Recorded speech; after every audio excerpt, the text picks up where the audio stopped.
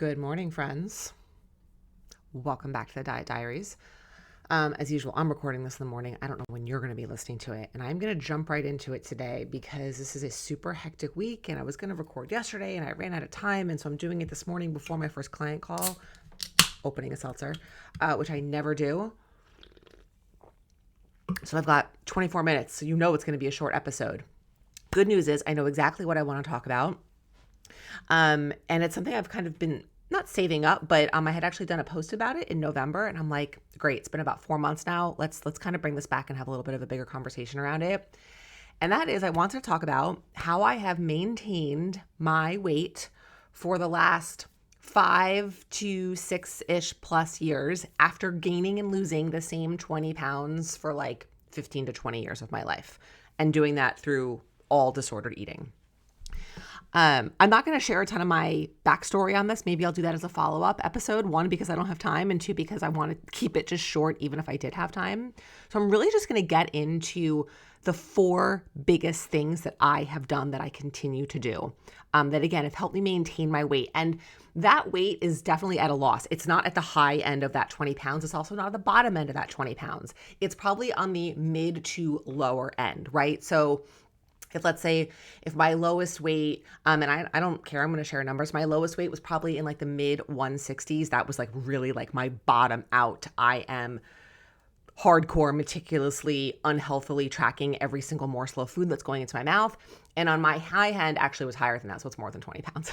Was definitely, I'm not going to even count when I was pregnant, but definitely up into like the mid-high 190s. So it's actually probably more of like a 30-pound swing.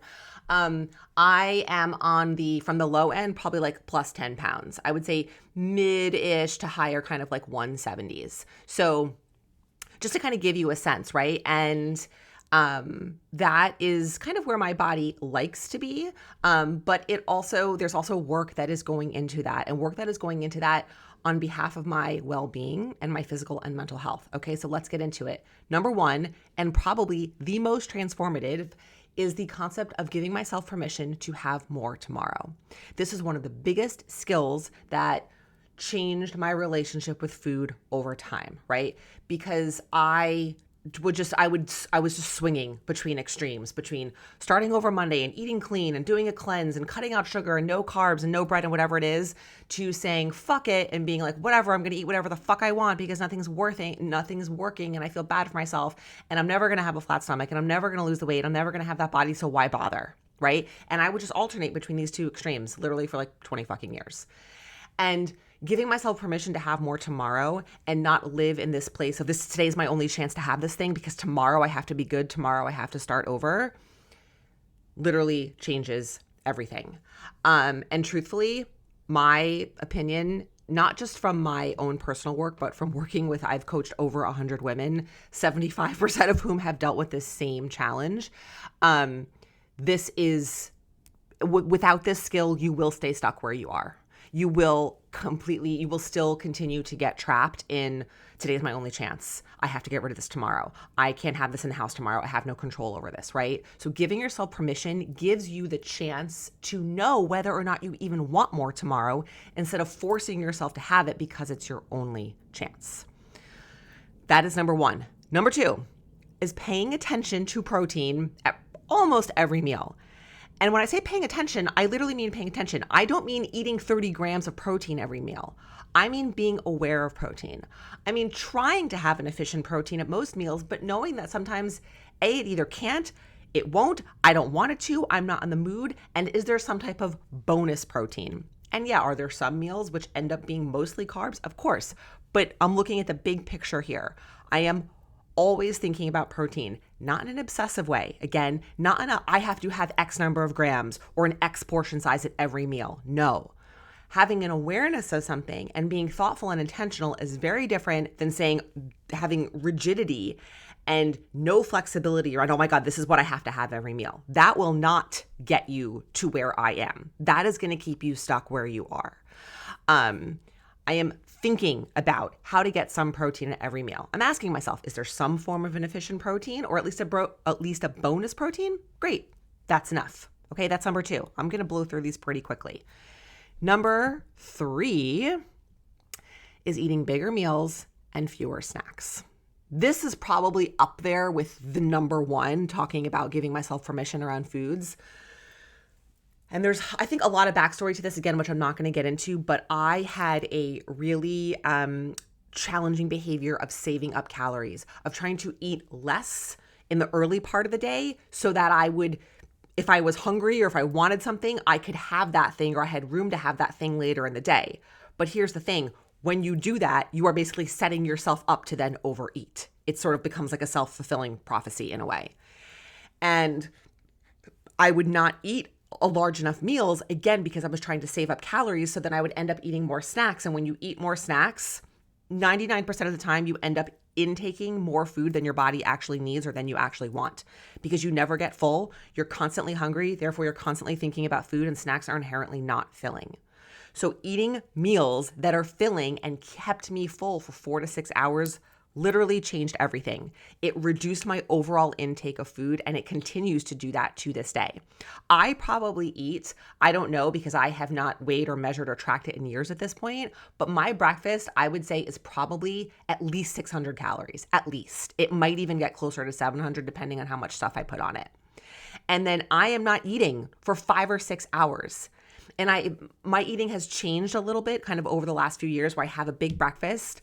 I eat something a little bit smaller, kind of like a mini meal, like late afternoon, because then we're having dinner around 6 o'clock. And then I have like a bigger dinner. This is what has become to work for me, but I'm not snacking in between those things. I'm eating enough to keep me full, sometimes 5 to 6 hours. And if I only need it to be 4 hours, then I'll eat maybe a little bit less. Or sometimes I only need it to be 3 hours and I'll eat a little bit less.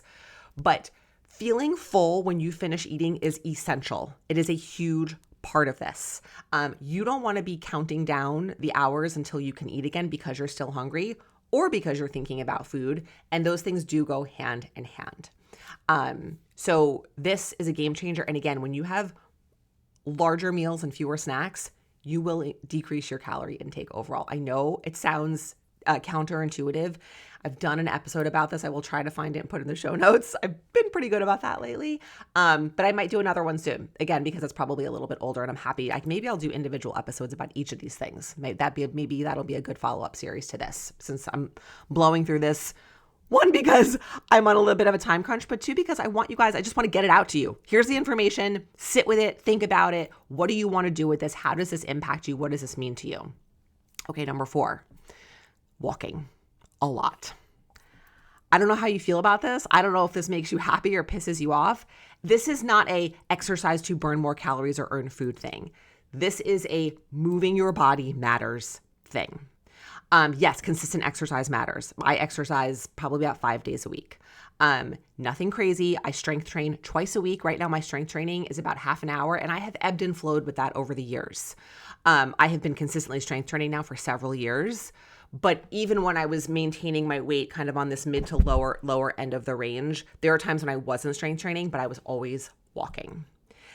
I'll be completely upfront with you. I average probably, big picture, I have times where I'm a little bit higher and times a little bit low, but I probably average around 12,000 steps a day.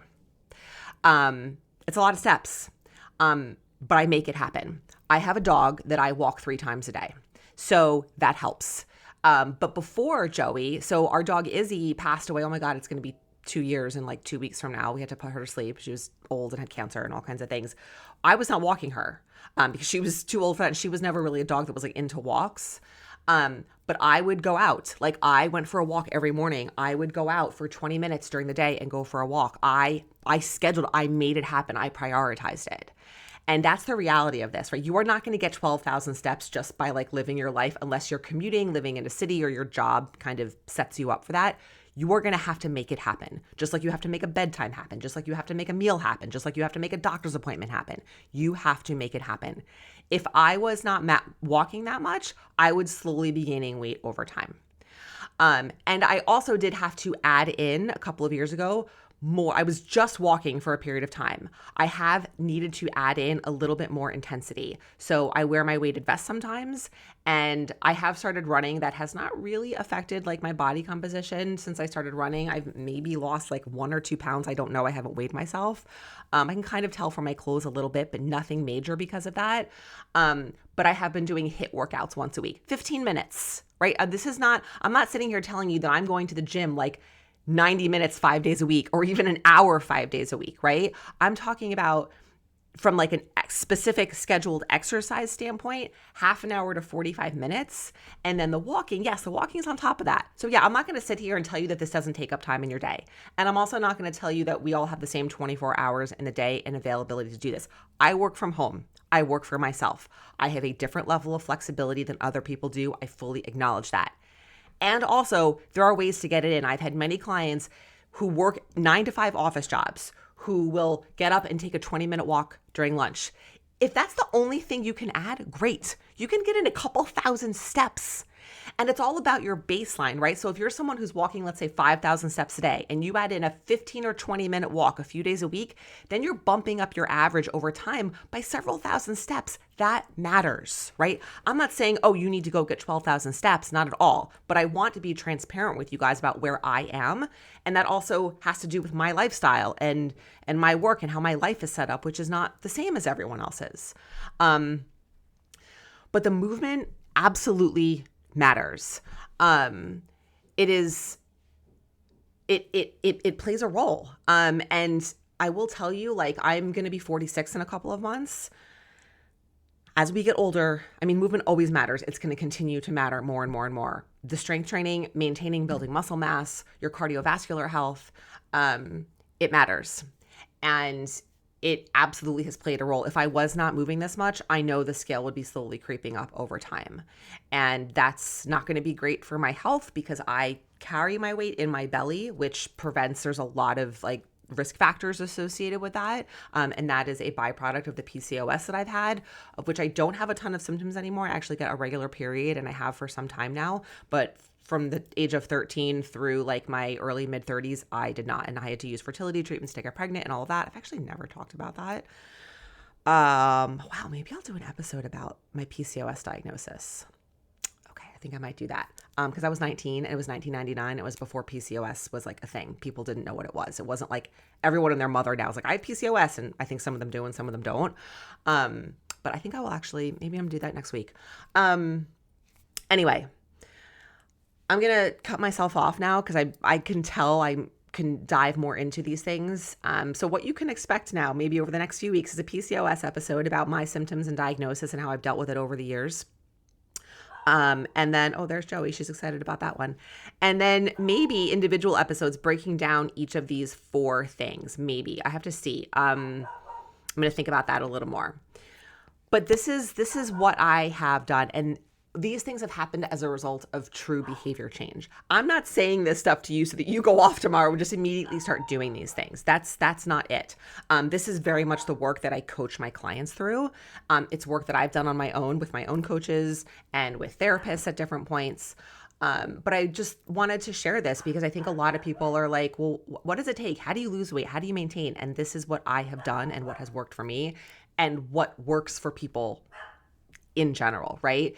It's about really understanding what types of foods and how much food you need to be eating and what fills you up, and being really thoughtful about what, why, and how you are eating, and then what role does movement play in your life? And again, not just exercise, right? Yes, exercise, specific dedicated time to move your body with a level of intensity, yes, matters. But then how you are moving your body outside of that, how you are using your body to kind of live your life. And that's things like last night, it's daylight savings. So it's light out now till 7:00. It was after dinner and Danny's like, you want to go for a walk? I'm like, yep. And we just did like a quick lap around. So it's like quality time together, like catching up on our days and getting some movement in. I'm talking about things like, you know what? I'm not even going to get into it. I'm going to do a separate episode about it. Okay. I've done them before, but it's time I haven't done one in a while. All right. We did it. We're at 15 minutes. Thank you guys for listening. If you've got questions, always reach out. I feel like I talked super fast like the Matchbox car guy. I'm sorry. But hopefully it'll bring a little like pep and step into your day. Thank you for listening, and I'll be back, of course, next week.